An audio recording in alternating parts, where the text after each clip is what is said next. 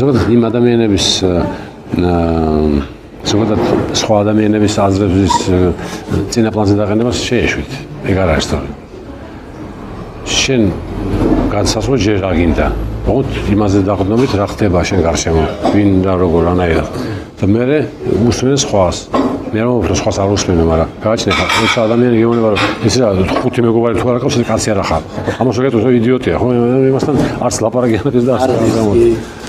წყლის ნახვა მაგას თან სისულელია ხო ნამდვილად არ არის ეგრე რა ხუთი მეგობარი თუ არ ყავს მეგობარი ასეც ქვია სუსტი ადამიანი რა ხარ არანაირად კლასელები ახლა ისე ყველას ვიყვარს კლასელები ხო მაგრამ ნუ მაშინ რაღაცა საერთო ქონდა მე და მე აღმოჩნდა რომ თურმე ბევრი არაფერი საერთო გარდა იმისა რაც მოხდა მაშინ ხო და ცოტა უკითხო მე ყველას არა, მაგრამ ზოგი ჩემ კლასას უკვე რატო არა გვაქვს რო არა გვაქვს ეს უთეთობა ეს ცუდია, არასწორია. უფრო ხშირად უნდა ხდებოდეთ და ასე ჩვენ ყოველ დღე ერთად ვიყავით.